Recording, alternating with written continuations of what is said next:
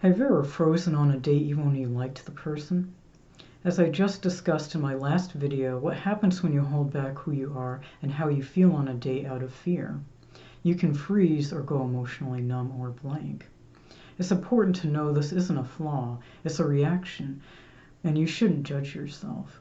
Even if you don't know why the fear shows up, whether it traces back to your upbringing or trauma, your body can act faster than your mind. Stay tuned to find out what's happening. Hi, I'm Michelle Troutman, creator of the MyJourneyToLove.com blog, where you don't need to fit in, just show up as you are on the path to true love. Let's explore the science behind overthinking on dates. Polyvagal theory, developed by Dr. Stephen Porges, explains that our nervous system follows a hierarchy of responses. Though some neuroscientists debate the finer physical details, it's a helpful map for understanding how fear takes over. When you perceive a threat, your body doesn't just feel scared, it physically shifts gears. Here's how that looks in 3 steps. 1. Safety. You're socially connected. 2. Mobilization, also known as fight or flight. You feel anxious, alert, and ready to run. 3. Immobilization. This is the emotional emergency brake. When danger feels overwhelming, even when faint memories or subtle cues trigger them, you shut down. Your heart rate slows, your thoughts narrow, and you go emotionally blank, like a deer in the headlights. Researchers call the zone where we function best the window of tolerance. Here's how that looks through the lens of dating. The window. You're present, open, and able to connect on a date. Hyperarousal. You fly above the window into relationship anxiety. You overanalyze texts, play games, or feel the urge to flee. Hypoarousal. You drop below the window into numbness. You feel checked out or decide there's no spark. Clinicians estimate roughly 1 in 7 people with PTSD experience this shutdown response. And in trauma-exposed groups, it's even more common. Even without a diagnosis, chronic stress can push anyone outside their window of comfort. Have you ever thought, why can't I just stop doing this? It's because trauma responses are bottom-up, body to brain, while logic flows top-down, brain to body. When your amygdala, the brain's threat detector, feels vulnerability is danger, it reacts in milliseconds. Your conscious logical brain, the prefrontal cortex, takes a few seconds longer to catch up. By the time you think, I should just reply to their text, your body is already pulling the emergency brake. You aren't holding back on purpose. Your system is temporarily offline. The fix? Name it to tame it.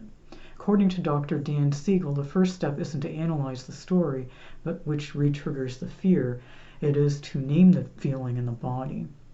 Describing sensations like my chest is tight or my stomach is dropping helps calm the amygdala and bring the thinking brain back online.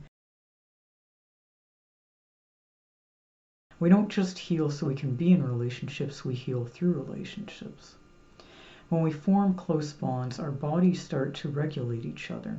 Studies show a partner can affect our blood pressure, heart rate, and hormonal levels.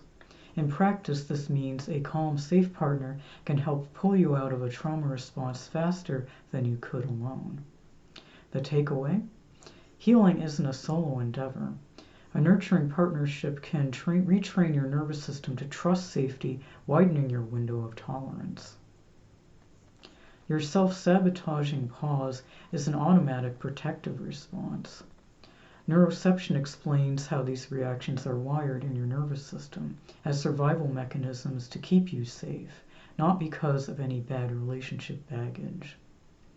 Even if you don't notice the behavior in real time, the effects can still surprise you, which explains why knowing doesn't always lead to doing.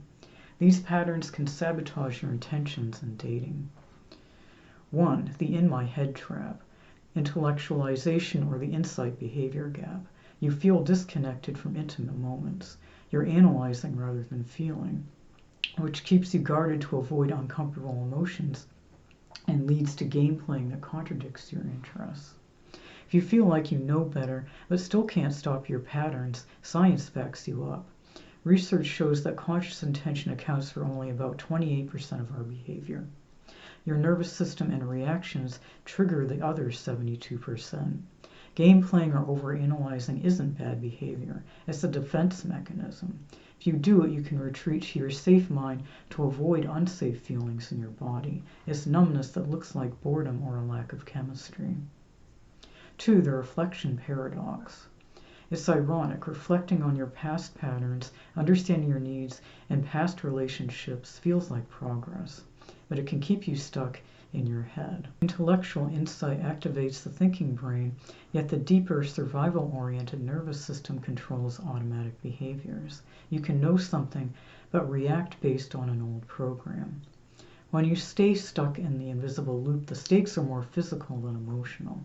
Research shows that being in an unhappy or high-conflict relationship poses a risk to your longevity comparable to obesity or smoking 15 cigarettes a day. The loop or paradox is more reflection equals more understanding. But more understanding doesn't equal more presence, sensuality, or authentic behavior. What starts as an emotional issue turns into avoidance when you analyze instead of feel, leaving you disconnected from your body and your true self. So here's a quick recap. 2 common patterns, the in-my-head trap and the reflection paradox, explain how freezing is a nervous system response to a threat we perceive. Vulnerability can trigger bodily safety reactions. Naming and grounding your body helps you reconnect. To find out more about how we can confuse hyper-awareness with healing, stay tuned for my next video. I also go into more detail about this in the blog this video is based on, which includes tips for relieving anxiety before and during a date from mental health and relationship experts like life and relationship coach Wendy Lynn and licensed clinical psychologist Cynthia Shaw of Authentically Living Psychological Services. To see if you're showing up authentically on dates or hiding, take the Am I Dating in Disguise quiz. The links to the quiz and to the blog are in the video description. Let me know in the comments. Do you ever feel like you understand dating advice but struggle to act on it? If this resonated, share it with someone who overthinks dating. Like and subscribe for the next video. I'll talk about hyper-awareness and how it showed up for me that night when I forgot my code on a date, based on questions from the quiz. Thank you so much for watching.